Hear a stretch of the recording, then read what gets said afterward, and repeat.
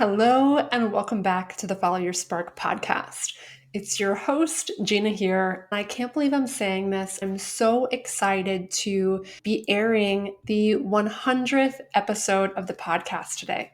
I started this podcast back in 2021 when I was going on a year-long solo road trip. And I knew I would be talking to so many different incredible humans, and I wanted to be able to capture their stories on this podcast. So that was where this idea was born from, and it's continued to grow and evolve in all kinds of beautiful ways these past 4 years. So if you've been with me from the very beginning, thank you so much for going on this journey with me. And if you are just jumping in, welcome. I can't wait to share this episode with you. In today's episode, I am looking back on all the incredible humans I interviewed and got to talk to, all the entrepreneurs, trailblazers, visionaries, and leaders who are following their spark and courageously living a life that they love. I'm going to be sharing the top 10 lessons I have learned from interviewing all of these incredible humans that can support you to follow your spark, blaze your own path, and live a life you love. So I cannot wait to jump into all their incredible wisdom. All right, you ready? Let's go. The first lesson is that each of these people were willing to follow their spark even when they didn't know where it would lead. Like episode 31 with Caro Gutierrez. They moved from Peru and landed in Asheville, North Carolina, where they ended up sharing their passion for their culture and their cuisine through pop-up events, sharing their delicious cooking. And I got the pleasure to experience this myself and really feel their passion come through. Before that, they had no intention of being a chef or sharing in this way. They really just followed these breadcrumbs one step at a time and let it evolve as it did. Or Erin Mitchell, who you'll hear her story in episode 20. She went from a background in finance to acupuncture to eventually becoming an activist and founding House of the Moon, an organization that was committed to fighting the murdered and missing Indigenous women and girls crisis happening in the United States and Canada. And again, she had no intention of doing this back in her finance days. And in her case, it was about following a spark that outraged her, that made her angry, that she wanted to be a stand to eradicate. A spark isn't always a spark of passion or joy or inspiration. A spark isn't always a feel-good thing. Sometimes it's being present to what we want to stand up for or what makes us angry. Again, it took so much courage for Erin to go on that journey, having no idea where it would lead and simply knowing she was committed to being a stand for women, all women, Indigenous women, the rights of women, and she was ready to do something about it. So there were so many themes across pretty much every single interview of people being willing to do that, being willing to follow the breadcrumbs one step at a time without knowing where it would all end up. Lesson number 2 is be willing to go first. So many of the people I talked to had the courage to leave behind what was known, what was comfortable, what was familiar in order to pursue a path that felt true to them. And that path likely had no one leading the way, no example to look to or turn to. Like episode 60 with Marcus Stanback, you'll hear his story about having a thriving corporate career. He was one of the first in his family to reach that level of success, of wealth. He had the car, the possession, all the things that, externally people would measure as success, and yet he wasn't fulfilled. So he had the courage to pursue his passion for yoga, and he went through yoga teacher training and began building a career there as a Black man in an industry where that wasn't particularly common. So he really had to be willing to pave the way and take the first steps, and he ended up making space and inviting in others to do the same. Or episode 45 with Julie Bent, where you'll hear her story. She was a stylist for film and TV. She did all kinds of things. And ultimately, she had this dream to open a boutique. She had never been a store owner before and just had this dream and this vision, and she was able to bring it to life. She created the boutique Tortuga. If you live in Baltimore, it was in Hamilton in our neighborhood. And yeah, again, being willing to do something that you quote unquote don't know how to do and discover it along the way. So many people wait to have the right qualifications or think they need another degree or more experience before they can do something. So if you are listening to this, one of the biggest lessons I learned, like I said, from all of these people is to be willing to go first. Be willing to be a beginner, be willing to not know, and be willing to discover things along the way. And trust that you are resourceful, that you are capable, that you have everything that you need and will continue to develop the skills if you try. If you take one step at a time and actually pursue whatever dream or vision is on your heart. Lesson number 3 is all about how your biggest challenge could actually be what leads you to your purpose and passion. I heard this again and again, and I would imagine you've probably heard similar stories where people go through something incredibly challenging and that changes the course and trajectory of their life. And it ends up leading them to the work they feel most passionate about. For example, in episode 97, where I interviewed Sam, who shared they went through all kinds of health challenges growing up and were really unsatisfied with the kind of medical support they received. And they ended up going on to work for Movable Feast, a nonprofit in Baltimore dedicated to providing medically tailored meals, care, and connection to people facing food insecurity and chronic illness. You'll hear a similar story from Alyssa Dennis in episode 72, who also experienced all kinds of health challenges growing up and went on to become a clinical herbalist. And now she shares all kinds of tools and resources and practices that were the exact kind of support that she wished for and craved going through her own trials and tribulations. Or episode 68 with Halsey Payne, who talked about his journey with substance use disorder, how he overcame that, and now that's the exact kind of work that he does, helping people overcome the same things. Again, I could go on and on. There's so many examples in all of these interviews of people who faced incredible challenges, and that became a tipping point that directed them towards the work that they're most passionate about. So I'm curious for you, can you find examples of where you've experienced a challenge and it ended up being a stepping stone or a tipping point that helped you discover what was most important to you? Maybe you're going through something right now, and maybe it's not clear yet how that obstacle might support you in the future or what you might learn from it. And my invitation is to stay open to looking at the challenges from your past, as well as whatever challenges you might be experiencing in this moment, and be curious about what you can learn from them, how they might be a catalyst that directs your life in a positive way. And I'm not saying that the challenge isn't challenging, right?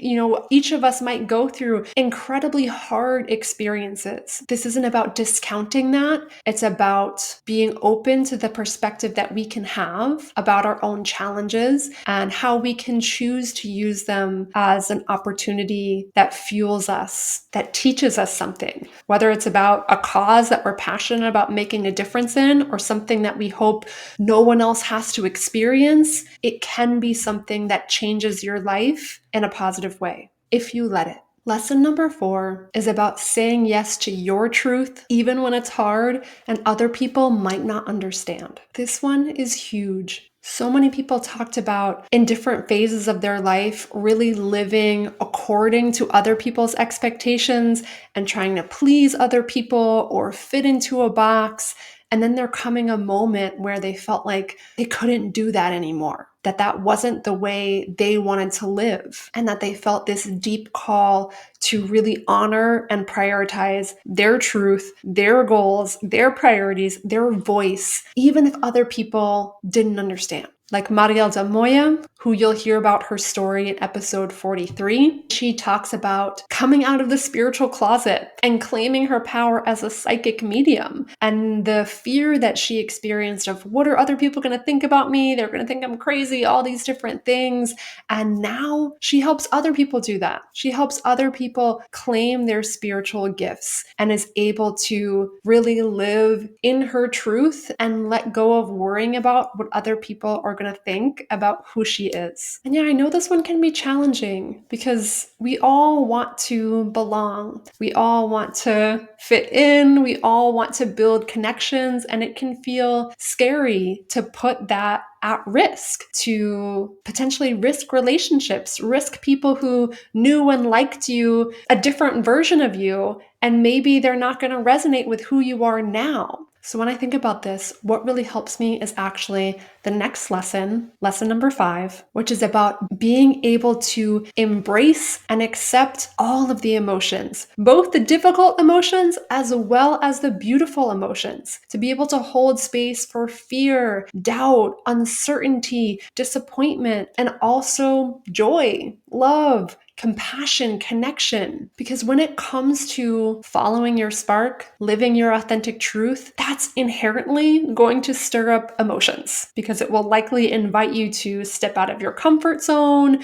to risk people not understanding you. All these different things can spark emotions. And when you're able to actually be with emotions and not be afraid of them, to let them move through you, to express them, that's when they don't have such a strong grip or hold on you. For example, if you're willing to feel discomfort, then you might be willing to come out as a psychic medium or whatever it is and risk other people not understanding and knowing of like, okay, I can hold space for this discomfort. I can hold space for this fear in my body. This is just a sensation that's running through me right now. It doesn't have to stop me. I can breathe with it and let it be. That makes it so much easier to be able to face these circumstances that might stir up emotions. And again, Marcus Standback in episode 60 talks about this, about experiencing fear and not letting it stop you. Because following your spark, yeah, like I said, it's going to stir up all kinds of emotions. So to not expect that you shouldn't feel fear, to not expect that you shouldn't feel doubt, it's okay to feel all of these things. And so often with my coaching clients, I see this all the time of the judgment and shame that we can layer on top of our feelings versus acknowledging this is part of the human experience. All the full spectrum of emotions are all part of the human experience, and you don't have to judge yourself for having them. And when you feel them, that's when they don't have to stop you. Martha McAlpine in episode 51 also talked about emotions and specifically letting go of the search for certainty. Certainty is an emotion that many people search for. I've definitely searched for it, myself included.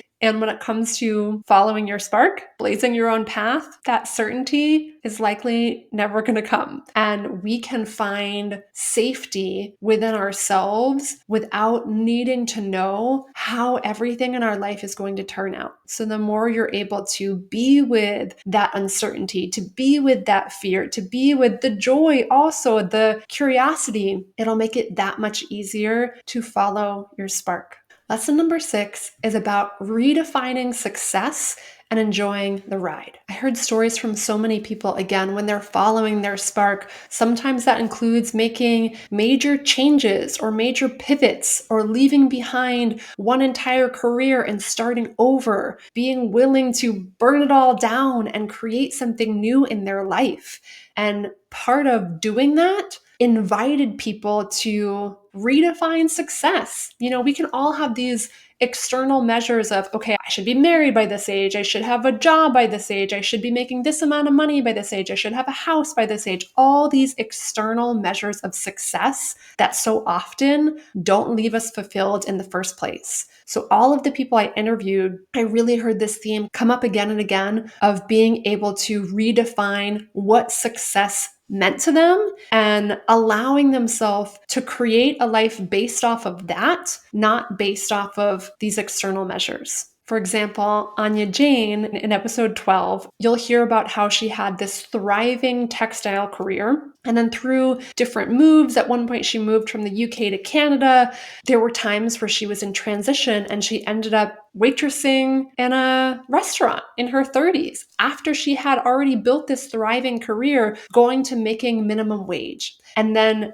after that, she ended up building a new, incredibly successful career as a digital artist. What really stood out to me in her interview was she talked about in that moment she was waitressing, she didn't make it mean anything about herself, about her capabilities, about her worth. She was able to have fun, to enjoy her life. Her needs were met, and she wasn't in this state of comparison or thinking that she shouldn't be where she was. That was something that really supported her navigate all of those transitions. So I'm curious for you, what are the external markers of success that you've been telling yourself you should have reached? What would happen if you redefine that? If you asked yourself what actually mattered to you and your life and let yourself build a life in accordance to that and let go of thinking that you should be at any particular point at any specific age, what would it look like if you allowed yourself to enjoy the moment you're in right now and not made it mean anything if you're in a point of transition,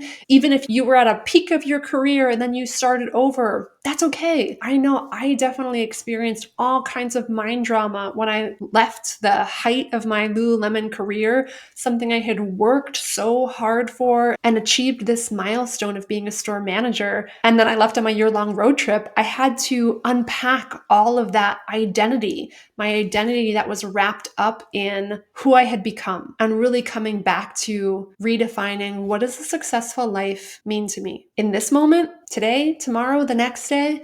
How can I come back to that instead of being wrapped up in these external markers? Which brings me to lesson number 7, which is about letting joy be the driver, not pressure, perfection, or proving. This is similar to the last one. And I spent many years of my life trying to prove something to myself and other people, that I was good enough, that I was smart enough, that I was capable. I was chasing these metrics and milestones, and I would be so devastated if I didn't reach them, if I didn't reach the sales goals at Lululemon, or if I didn't reach these external measures of success. And this is a big part of our societal conditioning. And this issue comes up a lot with my coaching clients of people who want to let go of being so wrapped up in focusing on achieving and producing and measuring your worth about the numbers in your bank account, the title behind your name, all these different things, and trying to do it all right and show up perfectly. This theme came up with so many people I interviewed. This journey of letting go of this, of dismantling this, and again, coming back to the joy, which is a big theme that came up in episode 15 with Isa Freiberger.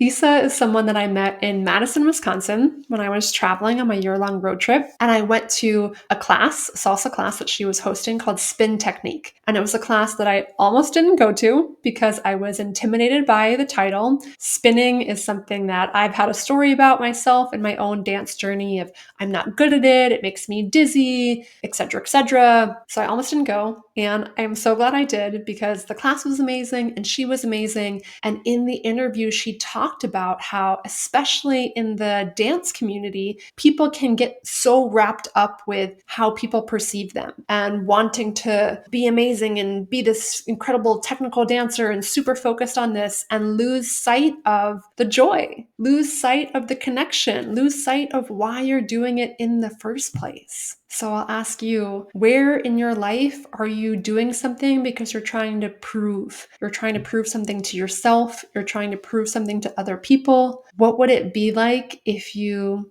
did it for the joy instead? If you remembered what really mattered to you at the end of the day and let that be what fuels you and drives you, and let go of measuring up to anyone or anything external. Lesson number 8 is about letting your values lead, not other people's expectations. Core values came up many times in interviews with people, that they were really able to articulate what mattered most to them. For example, in episode 3 with Emily Bransell, oh my gosh, this is one of my favorite episodes. Emily is the first person that I stayed with on my year-long road trip. If you are familiar with couch surfers, it's a website and a community where you can put up a room in your house or a couch in your house and make it available to travelers. People often join this community because they are interested and open to connecting with people, and they really want to get to know people from other countries, other cultures, etc. So Emily was the very first person I reached out to on Couchsurfers, and I asked her if I could stay at her house for 3 weeks, which kind of felt like a big ask. And she lived with her husband. She asked her husband said yes. So they invited me to come stay in a spare room in their house for 3 weeks. They lived in Dearborn, Michigan, near Detroit. They even weren't going to be home when I arrived. I think they left the key somewhere. Their greyhounds were both at home. So I just let myself in, said hi to the dogs, got settled in my room before they came home. And it was such an incredible experience living with them. And in episode 3, we talk about this idea of living a life based off of your own core values. Again, she experienced not doing that growing up and the journey to actually leaning into that. For example, she raises quails. She learned to butcher quails herself by watching a YouTube video. I was able to taste the quail eggs that, she had raised. She grows her own food. Her and her husband created an ethically non-monogamous relationship. There were so many ways that she chose to live her life that were outside societal or cultural norms. And she really had the courage to lean into that, to be curious about what actually mattered to her and let herself design a life like that. So I'm curious for you, what are your core values? Can you articulate what really matters to you at the end of the day? That can be such a powerful compass that guides you on your path. Speaking of which, lesson number 9 is about letting go of the rule book and trusting your inner compass. If there is one common theme that threads through every single interview I did, is that there is no map. There is no other person who can tell you how to live your life. All of the people I interviewed, all the trailblazers, the entrepreneurs, the artists, the visionaries, they were the only ones who could guide them in their own life. They were in tune with their intuition. They were in tune with those sparks. They felt the inner yeses. They felt the inner no's, and they had the courage to follow them one step at a time. Again, in these interviews, I heard so many stories of looking back and them seeing, wow, everything I experienced, even if it didn't make sense in the moment, even if I had no idea why me going through that job or that experience would serve me, it all made sense looking back. They were able to learn something from each piece of the journey that helped and supported them throughout the next chapter. So they had this strong inner compass. They were willing to follow it, and they were willing to let go of thinking someone else had a better way and trust their own way. So I'm curious, where are you looking for someone else to tell you what to do? Looking for someone else to give you the perfect formula, the perfect steps that are going to lead you to this perfect destination, versus what would happen if you tuned into your inner compass and asked, what's the next step for me right now? What's the next yes? What's the next no? And you were just willing to take that little step one at a time. The last lesson I want to share with you, lesson number 10, is that you don't have to do it alone. This is something that I heard come up again and again and again. Whether the people I interviewed had gone through therapy, or they had coaches they worked with, or other communities or support systems, everyone pointed to the importance of asking for and receiving support in their life, of prioritizing their mental health, of having people on their team, on their side, who had experienced something similar and could help guide them through whatever challenges they were facing. For example, in episode 99 that just came out with Sam Guillermo, he talked about the importance of therapy and how that really saved his life and what it took for him to overcome the stigmas of going to therapy. From his Latino background, men don't go to therapy, only crazy people go to therapy. What it took for him to let go of that and the tremendous life-changing difference it made for him to get that help. You'll also hear that from Halsey Payne in episode 68,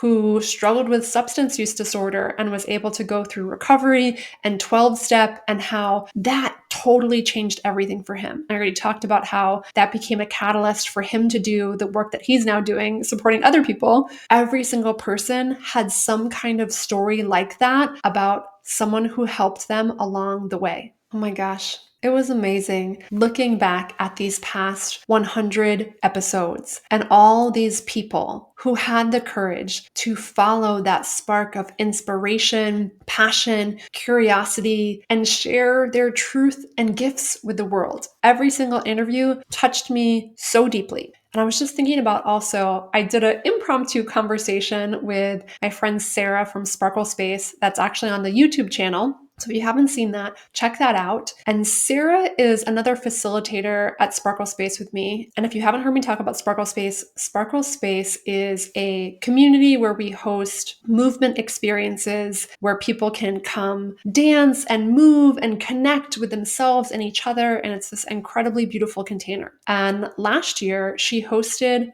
a horse dance, like a horse themed dance. And the whole experience was incredible. And what I remember most is when we were sitting in circle at the end, and everyone was just so moved by the magic that had just happened. And I was in tears thinking about what it took for her to create this. And I knew the doubts that came up. I knew there were moments where she questioned, should I just cancel it? Should I do this? What am I doing? This is crazy. Are people going to resonate with this idea? All the things it took for her to overcome that, and that no one else could have created that magic that she created in the world, and how it was such a gift for me to experience. And I saw the gift that it was for everyone else to experience. And that's the biggest thing that comes through in every single episode that I hear. I am just so touched, moved, and inspired by the impact each of us has when we have the courage to follow that inner whisper,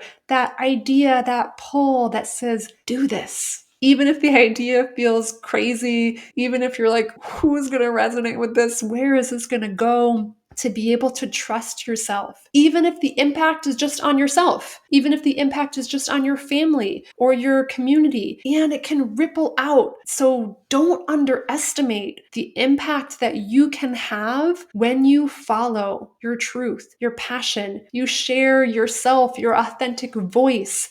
It creates a tidal wave of transformation, of positive impact, of joy, of love, of healing. The impact is endless. And I know how scary it can be to follow that path. Whether you're any type of visionary, trailblazer, leader, entrepreneur, it inherently comes with challenges, obstacles, pushing up against your growth edges. I for sure have learned this on my 5 years of being an entrepreneur. I joke with people that thank God that one of my core values is growth, because entrepreneurship has given me plenty of opportunities to grow and be confronted by things and overcome obstacles. So this path is not for the faint of heart. And I have learned so much along the way, these past 5 years and beyond, as I've taken bold leaps of faith, as I've bet on myself, as I've wanted to quit and, not, and was able to overcome those things, which is why I am so passionate and committed and compelled to help other people do the same, which is why I am bringing back my masterclass, 5 Keys to Bet on Yourself and Blaze Your Own Path. If you're tired of living by rules that don't fit you anymore, societal expectations, external expectations, family expectations, whatever they are, and you're ready to live a life that is more true to you, this masterclass is for you. In our 90 minutes together, you will uncover what's actually keeping you stuck, which is so often not what you think it is. The power of this is that when you name the real blocks, you can let go of shaming yourself and then actually clear those blocks and move forward. You'll understand the patterns that you've been in that have been holding you back and walk away knowing you're not broken, you're not uniquely incapable. There are just some things that have been getting in your way. And there are some really simple, powerful tools you can use to navigate past that. You'll understand why your dreams feel far off and why you've maybe been procrastinating or putting them off or not moving forward. And then I'll share with you the 5 keys that have made the most tremendous difference for me to actually not quit on myself, to bet on myself and blaze my own path one step at a time. And I know they will help you too. These are the exact tools and practices I use with every single one of my coaching clients that helps them pursue their dreams, whether that's starting their own business, taking time off work to reconnect with themselves, allow themselves to rest without guilt, pursue their creative passions, speak their voice, whether in relationships or more visibly on social media and marketing. Whatever it is that you want to do that feels like a leap of faith, or that is a bet on yourself, these tools will help you do that. You'll also walk away knowing what is a clear step you can take next on your journey. So if your soul is whispering to you, it's time, I don't want to wait anymore, I want to take that next step, you'll know exactly what to do from here. If this is calling to you, this masterclass can be that next step. If this resonates, go to ginacasbarro.com/bet on yourself to RSVP. Again, that's ginacasbarro.com/bet on yourself. There's 3 different time options, so choose the one that works for you and come join us virtually live in the moment so that you can experience this for yourself. You don't have to wait until you don't feel fear anymore, until you're more prepared, until you have it all figured out. You just have to be willing to take it one step at a time. And if you're looking for support, I will be right there with you. All right, my friend, I hope that these lessons resonated with you and sparked some ideas of what can support you to follow your spark and blaze your own path. If you're ready to learn the 5 keys that have helped me the most on my journey, join us for the masterclass and let's talk about what spark is calling you forward. Maybe yours will be the next story I share on the podcast. All right, my friend, sending you so much love, and I will see you soon.